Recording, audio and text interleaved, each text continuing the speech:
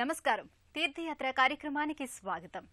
యోగ మార్గ శిక్షణ, సన్యాసాశ్రమ ధర్మాచరణ, భక్తి మార్గ పరిరక్షణ అనే 3 అంశాల నేపథ్యంగా ఆవిష్కారమైన విష్ణు అవతార త్రిమూర్తుల అంశావతార స్వరూపం శ్రీ దత్తాత్రేయ స్వామి. కేవలం స్మరణ మాత్రం చేత దత్తుడు తన భక్తుల్ని అనుగ్రహిస్తాడని ప్రతీతి. గురు పరంపరకే ఆద్యుడిగా గురుదత్తుడు యోగీశ్వరునిగా తన మూర్తిమత్వాన్ని చాటుకున్నాడు. ఈ నేపథ్యంలో గురువులకే ఆదిగురువైన దత్తాత్రేయుల వారి దివ్య సన్నిధి కర్నూలు జిల్లా నెరవాడ గ్రామం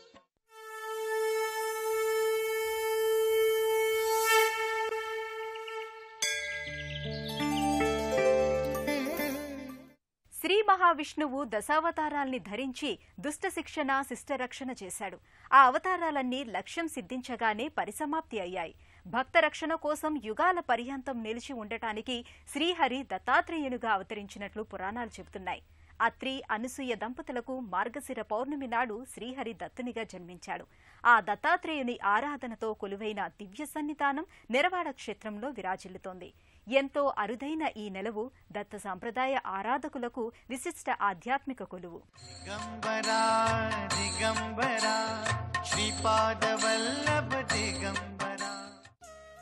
కర్నూలు జిల్లా కల్లూరు మండలంలోని నెరవాడ గ్రామంలో గురుదత్త ఆలయం విరాజిల్లి ఉంది.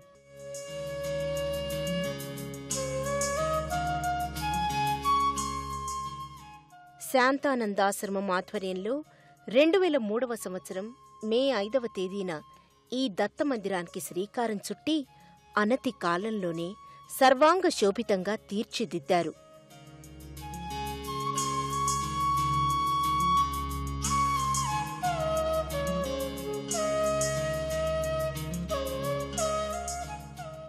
గురు దత్తాత్రేయునితో పాటు ఈ లోగిలిలో అష్టలక్ష్మమ్మల మూర్తులు కూడా కొలువుతీరి ఉంటాయి.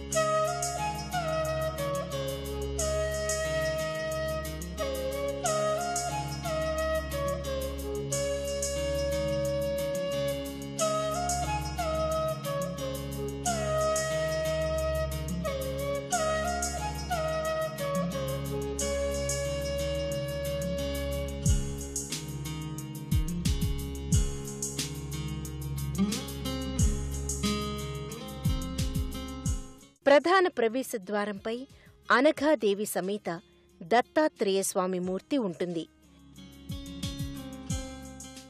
20 కోణాలలో నిర్మితమైన కట్టడం మధ్య ధ్వజస్తంభం గోచరమవుతుంది. ఈ ధ్వజం సహజ సిద్ధమైన ఔదుంబర వృక్షం. ఔదుంబర వృక్షమంటే మేడి చెట్టు. మేడిపండు పైకి మిసమిసలాడుతూ కనిపిస్తుంది, కాని లోపల పురుగులతో నిండి ఉంటుంది. ఈ ప్రపంచం కూడా పైకి అందంగా ఉంటుంది. అంతర్గతంగా ఎన్నో సమస్యలు, లోపాలు ప్రపంచాన్ని పట్టి పీడిస్తూ ఉంటాయి. వాటిని తొలగించుకోవడానికి దత్తాత్రేయుణ్ణి శరణు వేడడమే అసలైన తరుణోపాయం. ఇలా దత్తాత్రేయ మందిరాలలో సహజ సిద్ధమైన ఔదుంబర వృక్షమే ధ్వజంగా నెలకొని ఉండటం ఎంతో అరుదైన విషయం.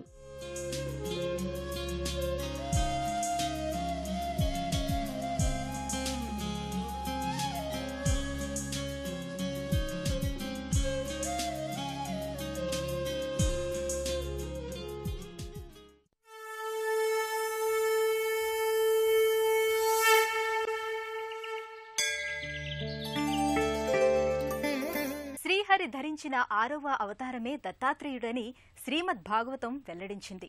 దుష్ట దైత్యులను సంహరించి శిష్టులను అనుగ్రహించి యోగ మార్గాన్ని బోధిస్తూ ప్రజలను రక్షించడమే దత్తాత్రేయ అవతార ప్రయోజనమని మార్కండేయ పురాణం పేర్కొంది. అవధూత, ముక్తిదాయకుడు, జ్ఞానప్రదాత అయిన దత్తాత్రేయుడు పాలరాతిమూర్తిగా నెరవాడ దత్తాలయంలో కొలువుదీరి ఉంటాడు. గర్భాలయంలో దివ్య సుందర పాలరాతిమూర్తిగా దత్తాత్రేయుడు తేజరిల్లుతాడు. ధవళ కాంతులతో దేదీప్యమానంగా వెలుగొందుతూ ఏకశిలా ద్వారయుక్తమైన గర్భాలయంలో స్వామి విరాజిల్లి ఉంటాడు. సకల కళలు నిండిన త్రిమూర్తుల సమ్మిళిత రూపంగా దత్తుడు దర్శనమిస్తాడు. స్వామి త్రిముఖాలతో ఆవును వాహనంగా చేసుకుని ముని పుంగవునిగా గోచరిస్తాడు. స్వామి కరకమలాల్లో ఎలాంటి ఆయుధాలు లేకపోవడం మరో విశేషం. శ్రీహరికి ఎన్నెన్నో ఆయుధాలుంటాయి. అయితే దత్తుడు ఆయుధరహితుడు కావడం వల్ల ఆయన వైరాగ్యమూర్తిగా దర్శనమిస్తాడు. దత్తాత్రేయుడు తనకు ఎంతో ప్రియమైన ఔదుంబర వృక్షం కింద సదా కొలువుతీరి ఉంటాడు.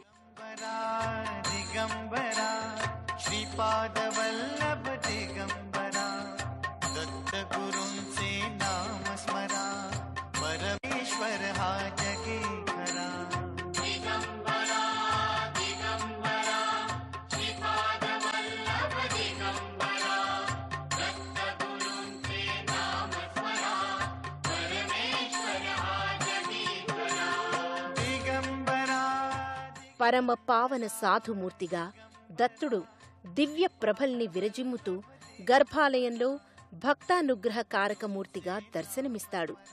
గర్భాలయ ముఖద్వారంపై అనఘా దత్తాత్రేయ స్వామి ప్రతిమలు ఉంటాయి. ఇరువైపులా ఉన్న ద్వారపాలకుల మూర్తులు స్వామిని సదా సేవించుకోవాలనుకుంటున్న రీతిలో కొలువుతీరి ఉంటాయి.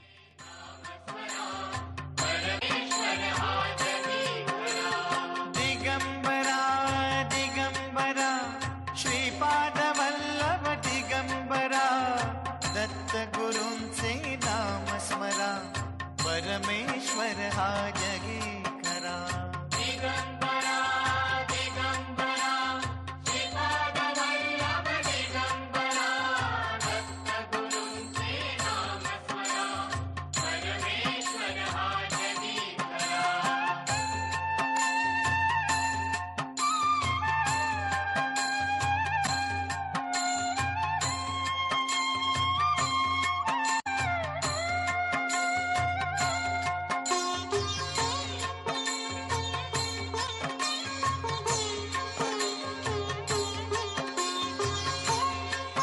परमेश्वर हा जगी खरा. दिगंबरा श्रीपाद वल्लभ दिगंबरा दत्त गुरुंचे नाम स्मरा परमेश्वर हा जगी खरा. दिगंबरा दिगंबरा श्रीपाद वल्लभ दिगंबरा दत्त गुरुंचे नाम स्मरा परमेश्वर हा जगी खरा. दिगंबरा కేవలం నిష్కల్మష హృదయంతో స్మరించుకుంటే చాలు, ఇట్టే అనుగ్రహిస్తాడని నమ్మకం. దత్తాత్రేయుని జన్మ గురించి పలు గాథలు ప్రచారంలో ఉన్నాయి. సూర్యుడు ఉదయించకూడదని ఓ సాధ్వి శపించినప్పుడు కొన్ని రోజులు అహోరాత్రాలు వ్యవస్థ దెబ్బతిని ప్రపంచం చీకట్లో తల్లడిల్లింది. యజ్ఞాది క్రతువులు లేనందువల్ల ఆహారం అందక దేవతలు విలవిలలాడి బ్రహ్మ సూచనపై అనసూయాదేవికి తమ గోడును విన్నవించుకున్నారు. సూర్యోదయమయ్యేటట్టు చేయమని ప్రార్థించారు. ఆమె పాతివ్రత్య మహిమ వల్ల సూర్యుడు మళ్లీ వెలుగొందాడు. ఆనందించిన దేవతలు అనసూయను వరం కోరుకోమన్నారు. అప్పుడు అనసూయ తద్యాంతు మమ పుత్రత్వం బ్రహ్మ విష్ణు మహేశ్వరాహ అని కోరుకుంది. అంటే తనకు త్రిమూర్తులు పుత్రులుగా పుట్టాలని కోరుకుంది. దేవతలు తథాస్తు అన్నారు. ఆ వరప్రభావం వల్ల బ్రహ్మ చంద్రుడుగాను, విష్ణువు దత్తాత్రేయుడిగా, రుద్రుడు దుర్వాసునిగా జన్మించారని మార్కండేయ పురాణగాథ. నెరవాడ దత్తాత్రేయ సన్నిధిలో అష్టలక్ష్మీదేవి సన్నిధి ఎంతో ప్రత్యేకమైంది. పురాణాల ప్రకారం అష్టలక్ష్మీదేవి స్వరూపాల వర్ణనను ఆధారంగా చేసుకుని ఇక్కడి మూర్తులను తీర్చిదిద్దారు. ఆదిలక్ష్మితో మొదలుకొని అష్టలక్ష్ముల మూర్తులు సకల కళాసమన్వితంగా సజీవ కళతో అలరారుతుంటాయి. సకల సృష్టికి జవజీవాల్ని అందిస్తూ పోషితులుగా రక్షణని అనుగ్రహిస్తున్న దివ్య చైతన్య స్వరూపాలు అష్టలక్ష్మీమూర్తులు. ఒక్కో లక్ష్మీదేవి రూపాన్ని ఆరాధించడం వల్ల ఒక్కో ప్రయోజనం చేకూరుతుంది.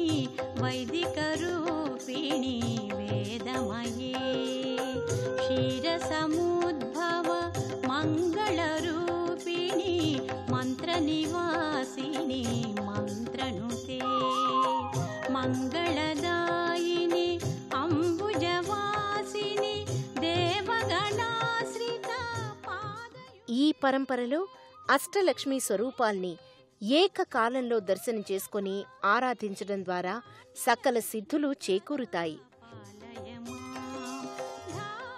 నెరవాడలోని అష్టలక్ష్మి మందిరం వర్తులాకృతిలో అష్టలక్ష్మి స్వరూపాలతో విలసిల్లి ఉంటుంది. వర్తులాకృతిలో ఉన్న లక్ష్మీమాతల్ని సేవించుకోవడం ద్వారా పూర్ణానుగ్రహం ఏర్పడుతుంది.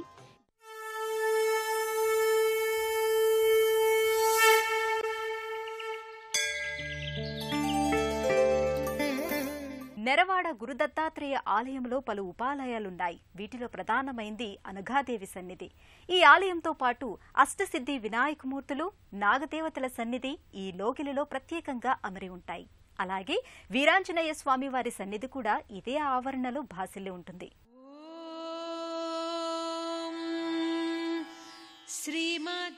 దత్త సన్నిధానంలో అనఘాదేవి మందిరం ప్రత్యేకంగా ఉంటుంది. గర్భాలయంలో అనఘామాత స్థానక భంగిమలో పాలరాతి మూర్తిగా సౌందర్య శోభితంగా అలరారుతుంది. అభయ హస్తముద్రను దాల్చి భక్తానుగ్రహదాయినిగా దర్శనమిస్తుంది. మనోరూపేక్షుకోదండ పంచతన్మాత్ర సాయక నిజారుణ ప్రభాపూర మజ్జత్ బ్రహ్మాండ మండల చంపకాశోక పున్నాగ సౌగంధికల సత్కచ కురువిందమణిశ్రేణీ కనత్కోటీరమండిత అష్టమీ చంద్ర విభ్రాజ దళికస్థల. ఇదే నెలవులో మరోవైపు సుబ్రహ్మణ్య స్వామి, శివ వినాయకమూర్తులు ఉంటాయి. ఇక్కడ శివ వినాయకమూర్తి ఎంతో విశిష్టమైనది.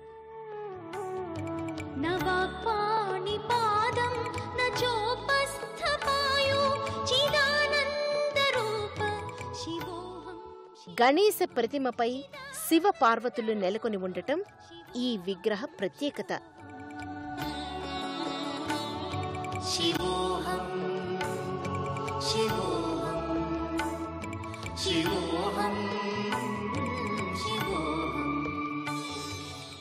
ఈ మూర్తికి పక్కనే సకల విద్యాప్రదాయిని వీణాపాణి సరస్వతీదేవి మూర్తి తేజరిల్లుతుంది.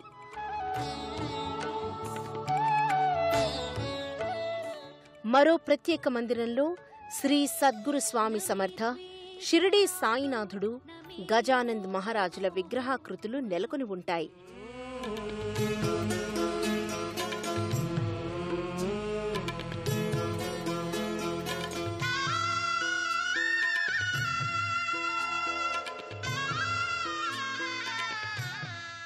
నెరవాడ దత్త సన్నిధిలో అష్టసిద్ధి వినాయక మందిరం ఎంతో ప్రత్యేకమైనది. ప్రత్యేక మండపంలో వినాయక ప్రతిమ భాసిల్లుతుంది. ఈ మందిరం పైన వినాయకుని వివిధ ఆకృతులతో కూడిన అష్టమూర్తులు ఉంటాయి. ఈ అష్టమూర్తుల్ని ఏకకాలంలో సేవించుకొని పూజించడం ద్వారా సర్వ విఘ్నాలు తొలగి సర్వ కార్యాలు జయప్రదమవుతాయి.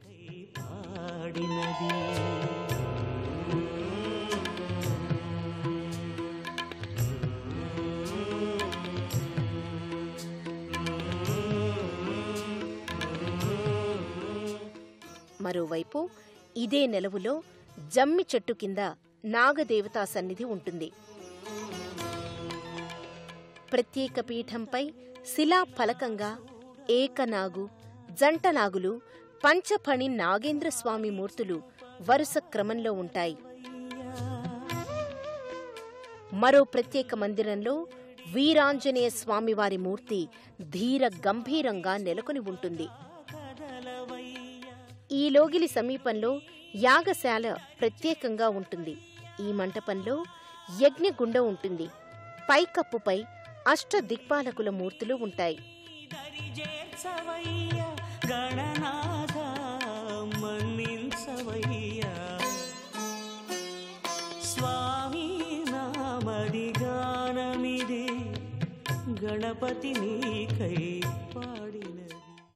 కర్నూలు నుంచి ఆదోని వెళ్లే మార్గంలో నెరవాడ నెలకొని ఉంటుంది.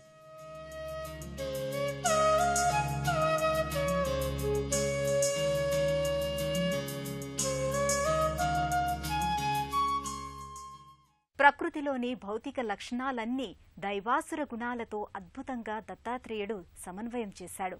ఆధ్యాత్మిక జ్ఞానాన్ని గురుదేవుడై ప్రబోధించి సర్వసమ్మతమైన విశిష్ట ప్రక్రియను అందించాడు. గురు పరంపరకే ఆద్యుడై ఆదిపురుషుడై యోగేశ్వరునిగా ప్రణతులందుకుంటున్నాడు. శ్రీ దత్త శరణం మమ అంటూ ఆ దత్తగురు పాదుకుల్ని సదా సేవించుకుందాం. మరో క్షేత్ర సందర్శనంతో తీర్థయాత్ర కార్యక్రమంలో మళ్లీ కలుసుకుందాం. అంతవరకు సెలవు. నమస్కారం.